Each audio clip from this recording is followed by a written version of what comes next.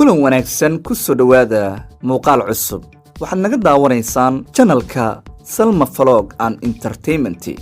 maantana waxaan idin haynaa qaybta qosol iyo qaraaxo waxa kamid ah qodobada aan idin haynaa haduu Ilaahay raalli ka noqdo nin saaxiibkiis ka maseeray markii xaaskiisa ay telefoonka ka soo wacday maxaa qabsaday markii uu runta ogaaday oday reer baadiye ah oo dukaan isku bedelay markii baaritaan lagu sameeyay uu ogaaday natiijada iyo arin kala qabsatay wiil iyo awoogiis oo nool kuna yiri waad dhimatay awoowe magacaygu waa Xasan Xayi ku soo dhawaada muuqaalkaas sheekooyin qosol iyo qaraaxa ay ku jiraan haddaad nagu cusub tahay subscribe noo dheh si aad noola socoto sheekooyinka iyo waliba waxyaabaha kale ee channelkan aan soo gelinayno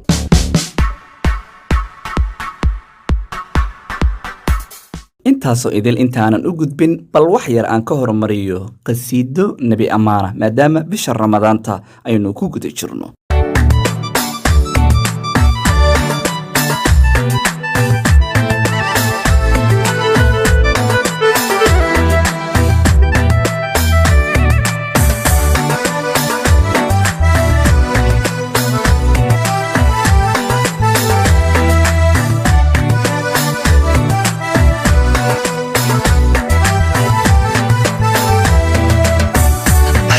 صلاة الله عليه سلام الله عليك صلاة الله عليه سلام الله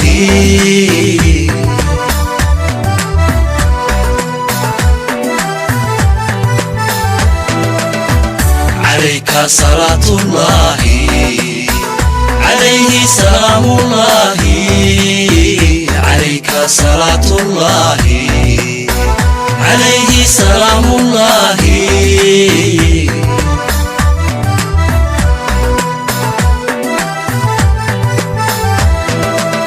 سرد يمان هايستا رسول كاسين مدنانتا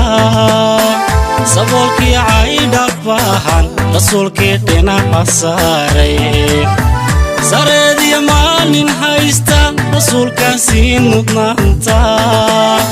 سبولك عايد أباهان رسول كيتنا حساري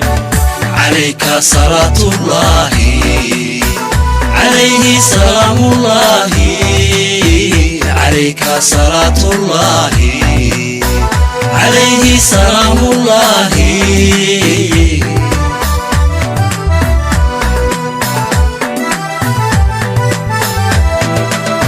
سرد يمان هايستا رسول كاسين مدنانتا سبولك عايد أباهان رسول كيتنا حساري سرد يمان هايستا رسول كاسين مدنانتا سبولك عايد أباهان رسول كيتنا حساري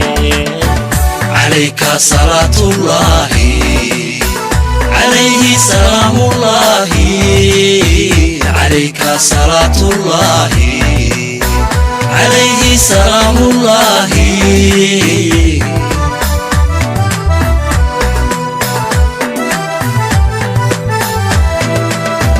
رسولك صار الدنيا كساهدي كجستي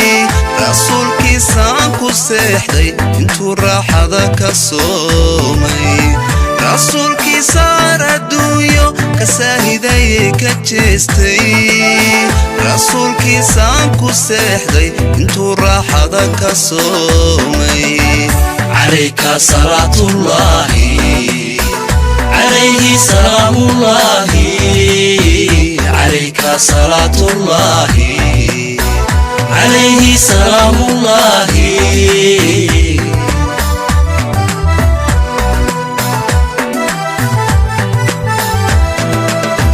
رسولك صار الدنيا كساهدي كجستي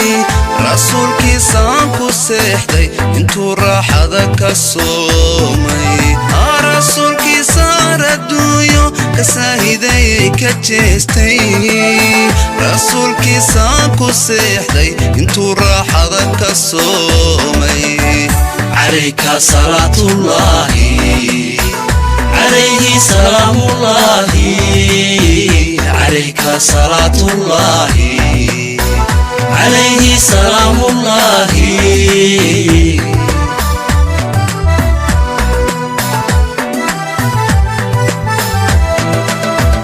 marka la afuufa suurta dadkan laga soo dhex saaro dhulkiya sigadiya boorka rabo subaxa qiyaame marka la afuufa suurta dadkan laga soo dhex saaro dhulkiya sigadiya boorka rabo subaxa qiyaame calayka salaatullaahi عليه سلام الله عليك صلاة الله عليه سلام الله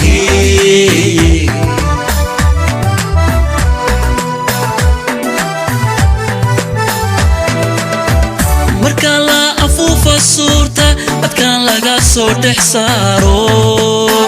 dhulkiya sigadiya boorka rabo subaxa qiyaame marka la afuufa suurta dadkan laga soo dhex saaro dhulkiya sigadiya boorka rabo subaxa qiyaame calayka salaatullaahi calayhi salaamullaahi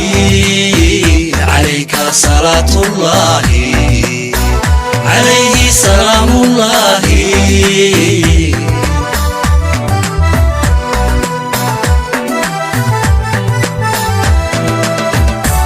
suudiga cadceeda udgoonahaan sugayno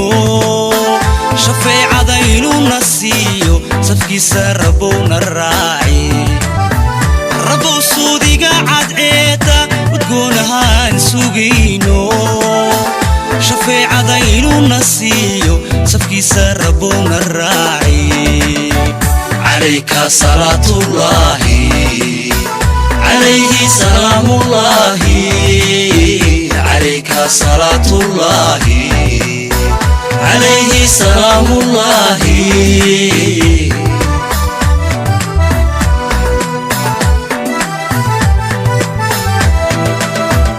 ربو صوديقا عدعيدا وتكونها سوقينو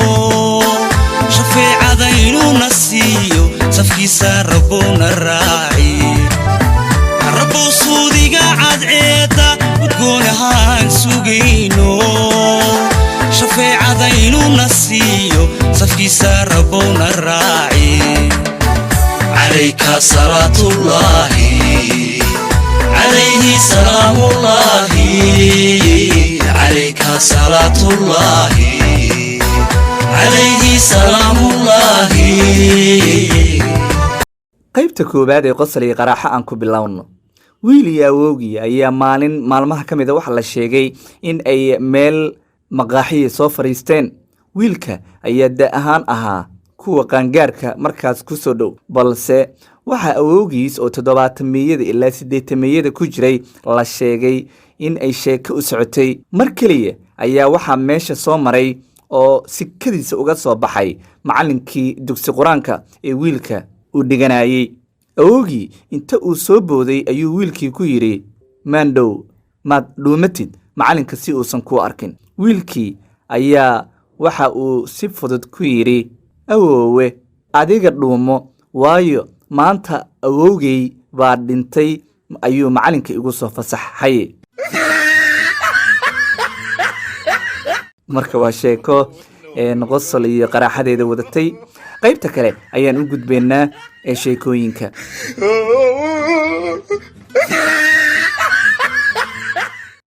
laba nin oo saaxiibo ah ayaa maalin iyaga oo wada socda qurbahana la jooga waddan ka mid a waxaa telefoonka uu soo dhacay midkood. labadii nin waa uu qabtay, hello waa qofma, meeshii uu dhihi lahaaba gacaliye biyihii waan kuu diyaariyey ayay ku tiri xaaskiisii, oo guriga si dhaqsi ah waa inaad ku timaadaa.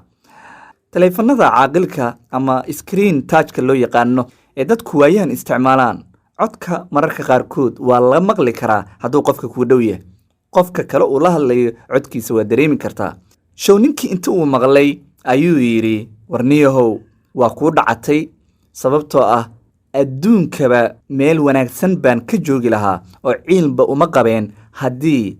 xaaskaaga raalliyada ah oo kale ay inta biyaha ii kululayso ay leedahay guriga imow. saaxiibkiis ee xaaskiisu biyaha waa kuu kululeeyey ku tiri ayaa ku jawaabay, saaxiibow warmowg ayaa tahay, biyaha la kululeeyey waxa ay yihiin kuwii weelasha aan ku dhaqi lahaa, marka waxaa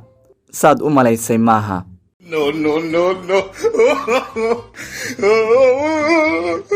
ninkii naxadin baa ka soo hadhay oo uu ma guriga inuu booyaaso ka yahay oo kale ayuu ninkii dareemay. waxa ay ka dhigan tahay sheekadan in qurbaha ay habluhu kaga awood weyn yihiin ragga, inkastoo aysan cayb ahayn iyo weliba wax lagu cayaaro in la caawiyo haweenka oo hawsha guriga lala qabto.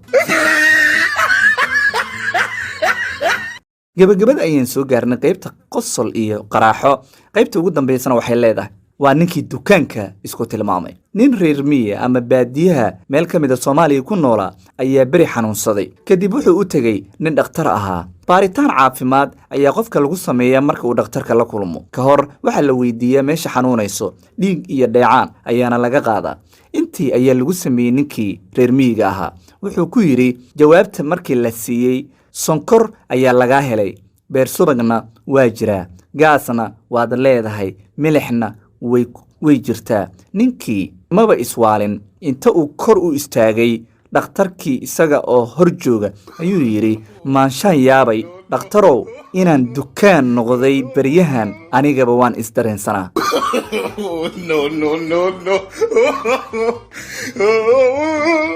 guud ahaan daawadayaal intaas ayaynu kusoo gabagabaynaynaa qaybta qosol iyo qaraaxo oo aad ka daawanayseen janalka Salma Vlog and Entertainment.